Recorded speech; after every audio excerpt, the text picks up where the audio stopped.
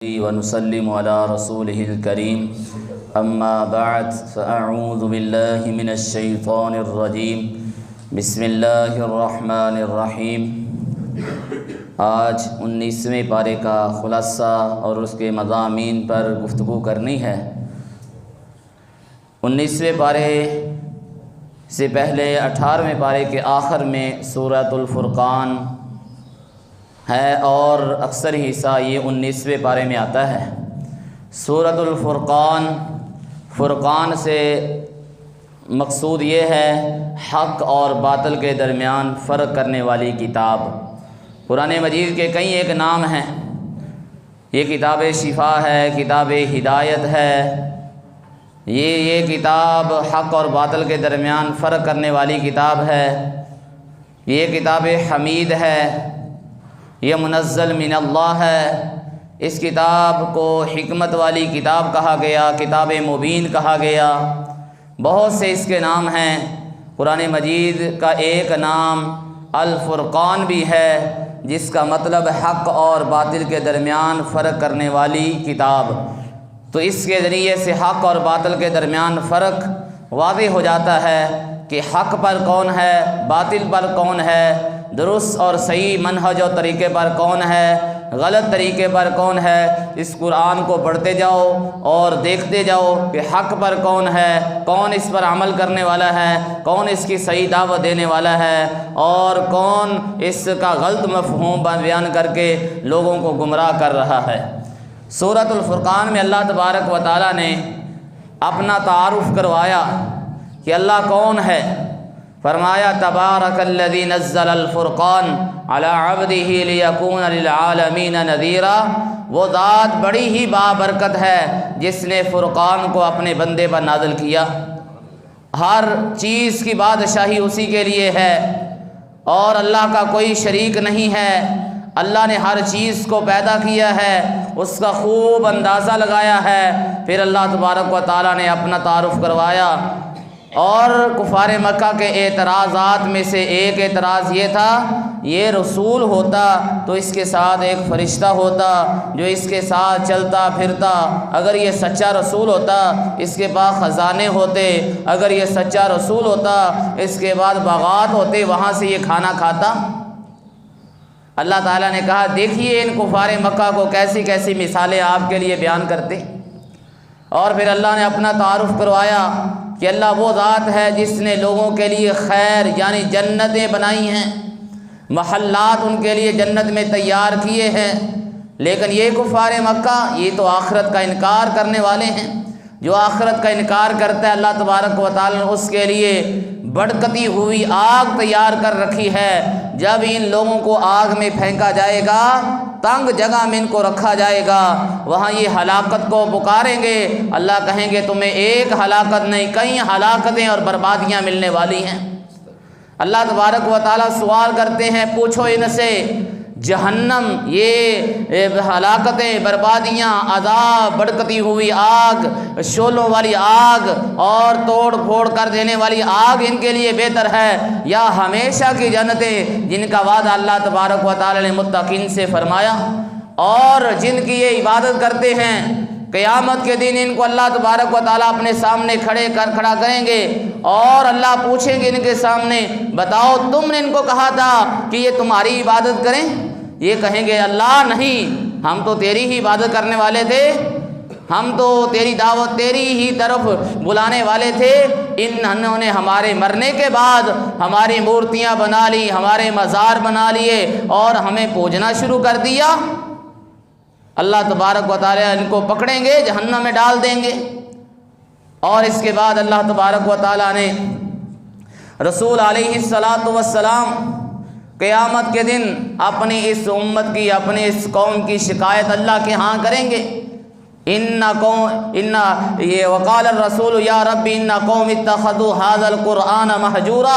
رسول علیہ السلام کہیں گے اے میرے رب، میری قوم نے اس قرآن کو چھوڑ دیا تھا، یہ قرآن کو نہیں پڑھتے تھے، قرآن سے رہنمائی نہیں لیتے تھے، قرآن پر عمل نہیں کرتے تھے، قرآن کی دعوت کو آگے نہیں پہنچاتے تھے، اور انہوں نے بس اپنی مرضی کا دین بنا لیا، آسان دین جس پر عمل ہو سکا کر لیا، باقی کی کوئی پرواہ نہ کی۔ جو آسان ہے، وقت ملا تو نماز پڑھ لی، نہ ملا تو چھوڑ دی، وقت ہے تو ٹھیک ہے روزہ رکھ لیا، نہیں ہے تو چھوڑ دیا، اور ہر معاملے میں ایسا کیا کہ جو دین آسان ہے اس کو لے لیا، اور وہ بھی اپنی مرضی اور اپنے وقت اور اپنی خواہش کے مطابق لیا کہ لوگ ہمیں مسلمان کہیں، ہمارے جنازوں میں آ جائیں، صرف اس لیے دین پر چلے، رسول شکایت لگا دیں گے۔ اور وہ بندہ جس نے اپنے دوستوں کے پیچھے لگ کر قرآن کو چھوڑا، نبی علیہ السلام کی تعلیمات کو چھوڑا، وہ اپنے ہاتھوں کو کاٹ رہا ہوگا اور کہہ رہا ہوگا کاش کہ میں نے رسول کا راستہ اختیار کیا ہوتا، کاش میں نے فلاں شخص کو دوست نہ بنایا ہوتا جس نے مجھے قرآن سننے سے، قرآن پڑھنے سے، قرآن یاد کرنے سے، قرآن کو سمجھنے سے روک دیا تھا۔ وَيَوْمَ يَعَضُّ الظَّالِمُ عَلَىٰ يَدَيْهِ يَقُولُ يَا لَيْتَنِي اتَّخَذْتُ مَعَ الرَّسُولِ سَبِيلًا، یہ اپنے ہاتھوں کو اپنے منہ میں ڈال کر کاٹ رہا ہوگا اور کہہ رہا ہوگا کاش کہ میں نے رسول کا راستہ اختیار کیا ہوتا۔ یا ویلتا لیتنی لم اتخذ فلانا خلیلا، کاش کہ میں نے فلاں آدمی کو دوست نہ بنایا ہوتا، میں نے اپنی خواہش کو دوست نہ بنایا ہوتا، میں بری مجلسوں میں بیٹھنے والا نہ ہوتا، میں موبائل پر ہر وقت لگنے والا نہ ہوتا، اور میں اپنے بیوی بچوں کے ساتھ مشغول ہونے والا نہ ہوتا، جنہوں نے لقد اضلنی عن الذکر بعد اذ جاءنی، قرآن آ گیا لیکن مجھے ان میرے دوستوں نے قرآن سے مجھے دور رکھا۔ خواہش، انسان کی بری خواہش، اس کو لذت دینے کے لیے، اس کو سکون دینے کے لیے میں نے گوارا نہ کیا کہ میں قرآن سنوں، قرآن سناؤں، قرآن پڑھوں، قرآن سے دل لگاؤں۔ رمضان کا مہینہ بڑی تیزی کے ساتھ گزر رہا ہے، میں نے کتنا قرآن سیکھا ہے، میں نے کتنے قرآن کا ترجمہ پڑھا ہے، میں نے کتنا قرآن تلاوت کیا ہے، میں نے قیام میں، تراویح میں کتنا قرآن سنا اور سنایا ہے، میں غور و فکر تو کروں اس رمضان سے میں نے کیا فائدہ اٹھایا ہے۔ انسان قیامت کے دن کہے گا کاش فلاں کو دوست نہ بناتا۔ اس کے بعد اللہ تبارک و تعالیٰ نے اپنے بندوں کی صفات ذکر کی۔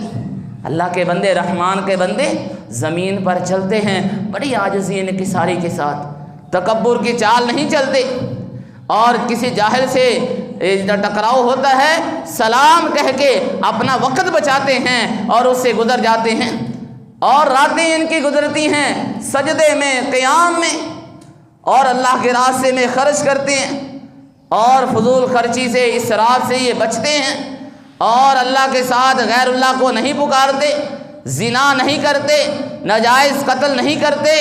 اللہ تبارک و تعالیٰ نے اپنے بندوں کی صفات ذکر کی، وہ بےہودہ باتوں سے بچتے ہیں، جھوٹی قسمیں اٹھانے سے باز رہتے ہیں، اللہ تبارک و تعالیٰ سے دعائیں کرتے ہیں، ربنا حب لنا من ازواجنا وذریاتنا قرۃ اعین، اے اللہ ہماری بیویوں کو، اے اللہ ہماری اولادوں کو ہماری آنکھوں کی ٹھنڈک بنا دے، وجعلنا للمتقین اماما، اے اللہ ہمیں متقین کا امام اور پیشوا بنا دے۔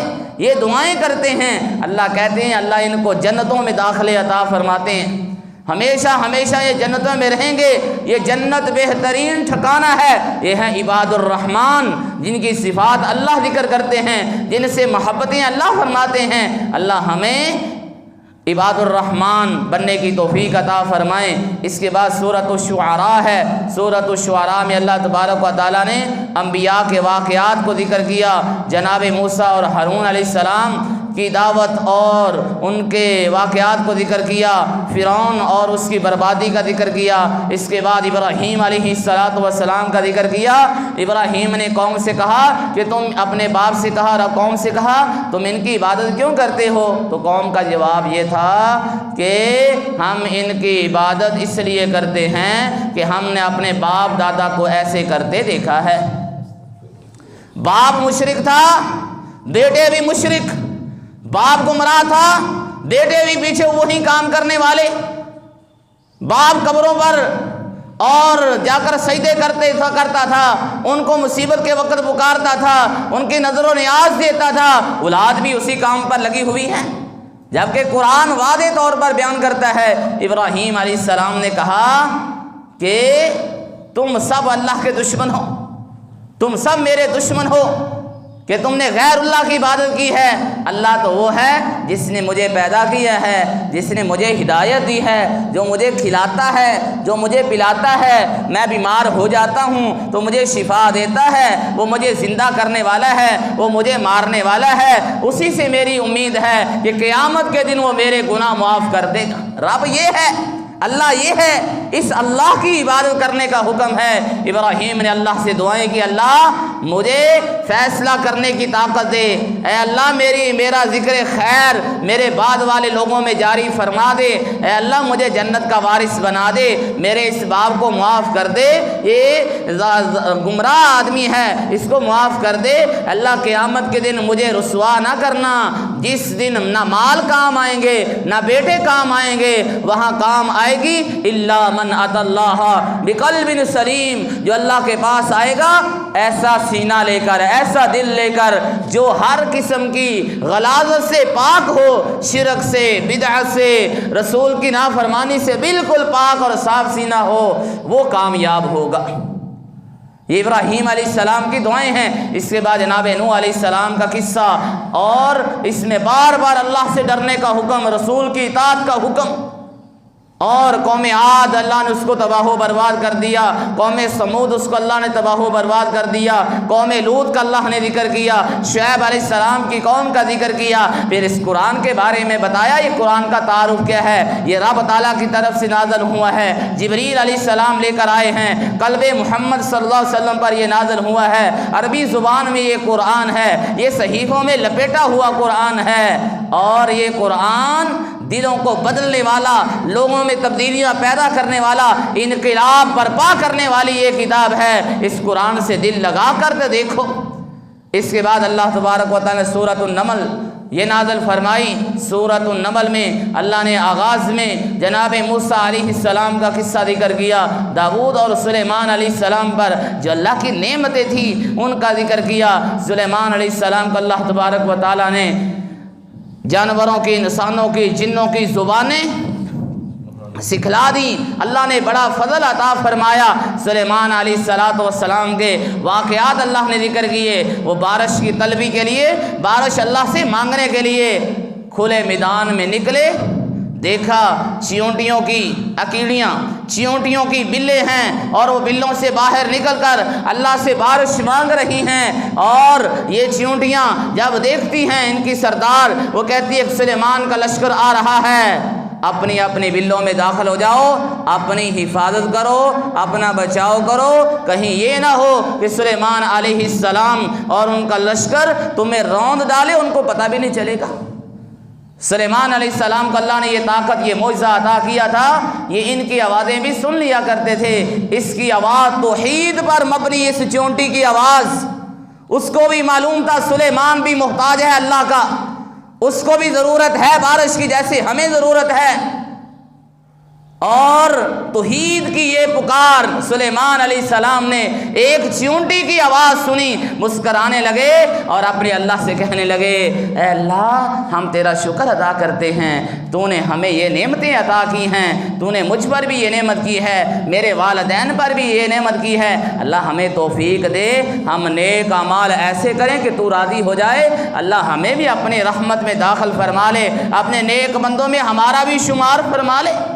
یہ داؤد سلیمان علیہ السلام کی دعا، ربی اوزعنی ان اشکر نعمتک التی انعمت علی وعلی والدی وان اعمل صالحا ترضاہ وادخلنی برحمتک فی عبادک الصالحین۔ بڑی عظیم دعا ہے، اور یہ دعا اللہ نے ہر انسان کو سکھلائی ہے کہ جب وہ جوان ہو جائے تو اسے یہ دعا کرنی چاہیے، ربی اوزعنی ان اشکر نعمتک التی انعمت علی وعلی والدی وان اعمل صالحا ترضاہ واصلح لی فی ذریتی انی تبت الیک وانی من المسلمین۔ اللہ کی نعمتوں کا شکر ادا کرنا چاہیے۔ دیکھیے یہاں غور و فکر کیجئے، چیونٹی کو بھی معلوم ہے مشکل کشا اللہ ہے، حاجت روا اللہ ہے، بارش دینے والا اللہ ہے، حفاظت کرنے والا اللہ ہے، اور یہاں یہ بھی معلوم ہوا اپنے اپنے بچاؤ کے اسباب اور طریقے اختیار کرنے چاہیے۔ اسباب کو اختیار کرنا، اللہ پر توکل کرتے ہوئے اسباب کو اختیار کرنا اس کا حکم ہے۔ چیونٹیوں نے اللہ سے مانگا اور توکل بھی اللہ پر کیا اور ساتھ ساتھ اپنا بچاؤ بھی کیا۔ اپنے آپ کو بچانے کے لیے کہا کہ چیونٹیوں میں بلوں میں داخل ہو جاؤ ورنہ تم رون دی جاؤ گی، بچاؤ اختیار کرنا۔ پھر اللہ نے آگے سلیمان علیہ السلام کا قصہ ہدہد کا ذکر کیا، یہ بھی توحید پر مبنی یہ واقعہ۔ اس نے یہ دیکھا، سفر کرتے کرتے اڑتے اڑتے چلتے چلتے اس نے دیکھا ایک ایسے مکان سبا وادی میں جا پہنچا، دیکھا کہ قوم سبا جو ہے یہ انہوں نے اپنی بادشاہ ایک ملکہ ایک عورت کو بنا لیا ہے اللہ کو، اور پھر اللہ کی عبادت چھوڑ کر یہ سورج کی پوجا کرنے والے ہیں۔ چاہیے تو یہ ہے کہ اللہ کو سجدہ کیا جائے جو ہر چیز کو جاننے والا ہے۔ سلیمان علیہ السلام یہاں پر حاضری لگانا، اپنے شاگردوں کو چیک کرنا، اپنے نمازیوں کو چیک کرنا، اپنے ماتحت لوگوں پر کنٹرول رکھنا، یہ بھی معلوم ہوتا ہے۔ سلیمان علیہ السلام نے جب حاضری لگائی، چیک کیا، ہدہد غائب ہے۔ کہا ہدہد کہاں ہے؟ سلیمان کو علم نہیں ہے کہاں ہے، غائب کا علم صرف اللہ کو ہے۔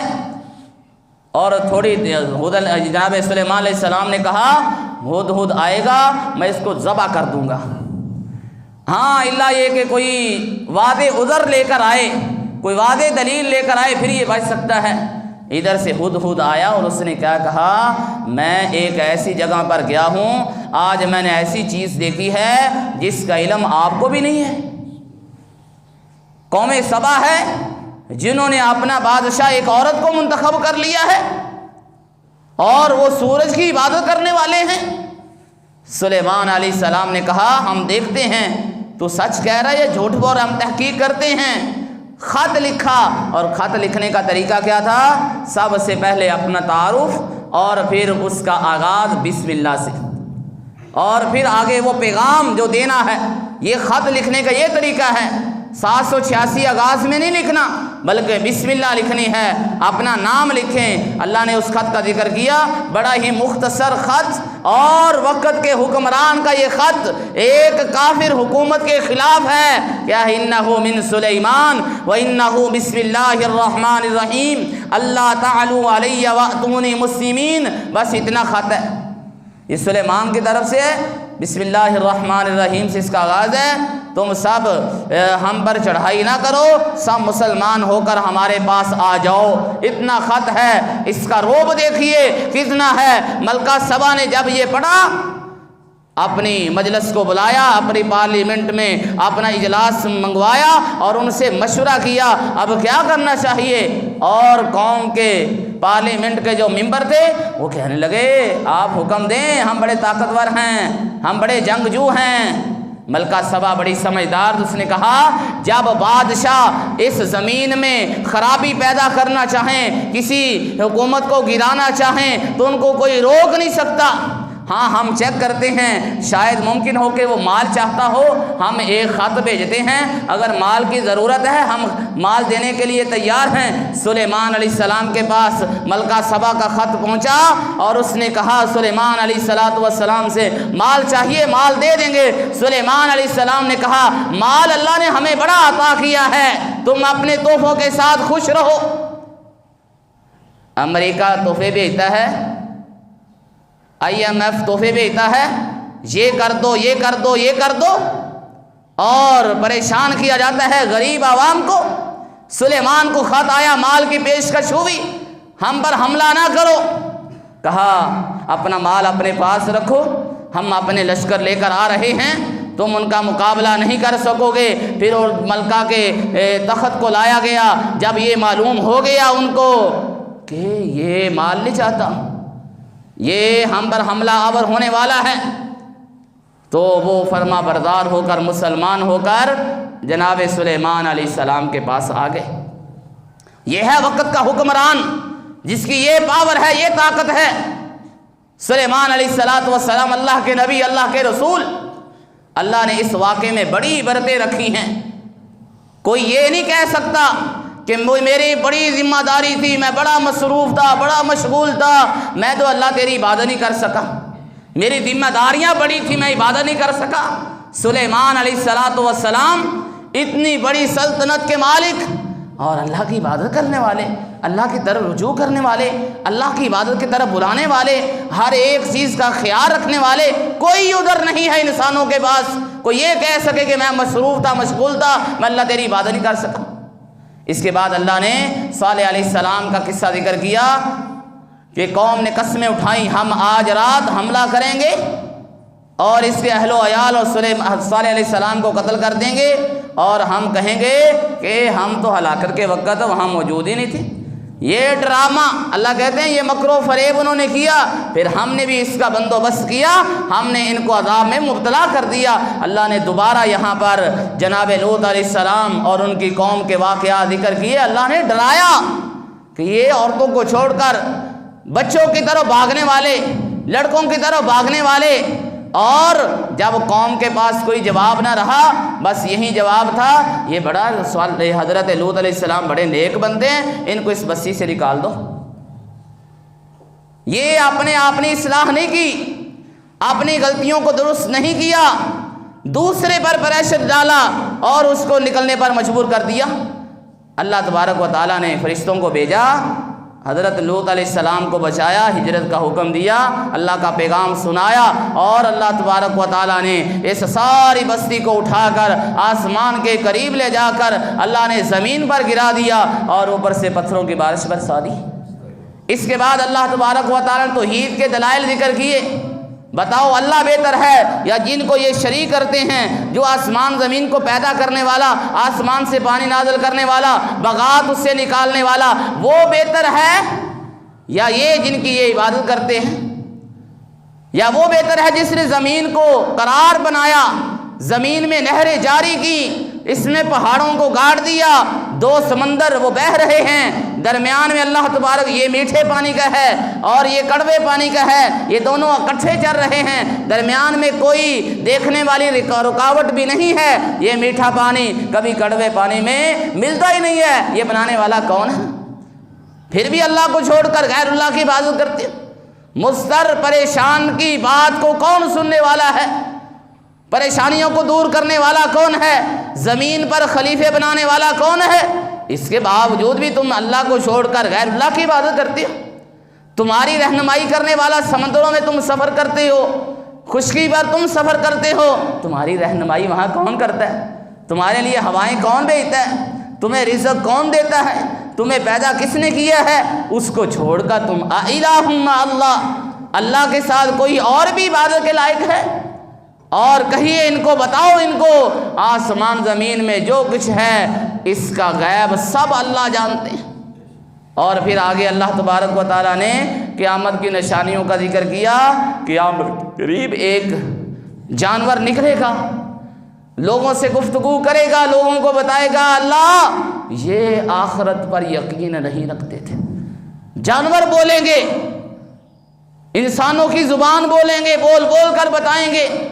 اور پھر اللہ تبارک و تعالیٰ قیامت کا دن ہوگا جب سور پھونک دیا جائے گا، لوگ ڈر جائیں گے جو آسمانوں میں ہیں، جو زمین میں ہیں، اور سب ذلیل و رسوا ہو کر اللہ کی طرف لوٹ رہے ہوں گے۔ وَتَرَى الْجِبَالَ تَحْسَبُهَا جَامِدَةً، آج آپ دیکھتے ہیں پہاڑ بڑے مضبوط اپنی جگہ پر جمے ہوئے ہیں، یہ اڑ رہے ہوں گے، یہ روئی کے گالے بنا کر اڑا دیے جائیں گے۔ پہاڑ چل رہے ہوں گے جیسے روئی، یہ اون جب اس کو پینجا لگایا جاتا ہے تو اس کا ایک ایک غالہ جدا ہو جاتا ہے، جیسے یہ اڑنا شروع ہو جاتی ہے، اس طرح یہ پہاڑ اڑ رہے ہوں گے، چل رہے ہوں گے، دوڑ رہے ہوں گے، بھاگ رہے ہوں گے، ریت کے ذرات بنا دیے جائیں گے۔ ہاں، کامیاب کون ہوگا؟ جو نیکی کر کے آئے گا، جس نے اچھے اعمال کیے ہوں گے، وہ اس دن کی ہلاکت، بربادی اور سختی اور جزا فضا سے محفوظ کر دیا جائے گا، اور جس نے گناہ کیے ہوں گے اس کو منہ اوندا کر کے اس کو جہنم میں ڈال دیا جائے گا۔ اور اللہ نے اپنے نبی کو حکم دیا کہ ایک اللہ کی عبادت کرنی ہے، اللہ کے رسول کو یہ حکم ہوا کہ آپ نے مسلمان بن کے رہنا ہے، فرما بردار بن کے رہنا ہے اور قرآن کی تلاوت کرتے رہنا ہے۔ اور پھر آخر میں اللہ تبارک و تعالیٰ نے فرمایا اللہ کی آیتوں کو اللہ نے نازل اس لیے کیا ہے، اللہ اپنی آیتیں دکھاتا ہے، نشانیاں دکھاتا ہے، کبھی سیلاب بھیج دیتا ہے، کبھی اللہ تب زلزلے بھیج دیتے ہیں، اللہ لوگوں کو ڈراتے ہیں، کبھی طرح طرح کی بیماریاں، کبھی دہشت گردی میں مبتلا کر کے، کبھی خوف میں مبتلا کر کے، کبھی بھوک کو بھیج کر اللہ لوگوں کو کیا کرتے ہیں؟ آزماتے ہیں، تاکہ یہ اپنے رب کو پہچان لیں، اپنے رب سے ڈر جائیں۔ اور آخر میں فرمایا وَمَا رَبُّكَ بِغَافِلٍ عَمَّا تَعْمَلُونَ، جو تم اعمال کرتے ہو نا، تمہارا رب اس سے غافل نہیں ہے، اس کو سب علم ہے۔ اللہ تبارک و تعالی ہمیں قرآن مجید کی آیات پر غور و فکر کی توفیق عطا فرمائیں، قرآن مجید کو سمجھنے کے اللہ ہمیں توفیق عطا فرمائیں۔ اللہ اس قرآن کو سمجھنا ہمارے لیے، ہماری اولادوں کے لیے آسان بنا دیں۔ اللہ ہمیں اس قرآن کے ذریعے سے عزتوں ترقیوں سے نوازیں، اور اللہ تبارک و تعالی ہمارے گھروں میں قرآن کے حفاظ، قرآن کے قراء، قرآن کے علماء اور قرآن کی دعوت، رسول کے سنت کی دعوت دینے والے اللہ ایسے بیٹے ایسی بیٹیاں اللہ ہمیں عطا فرمائیں جو ہمارے لیے ہمارے مرنے کے بعد صدقہ جاریہ ہوں، لوگوں کو قرآن نبی علیہ السلام کی صحیح حدیث کی تعلیم دیں۔ وما توفیقی الا باللہ۔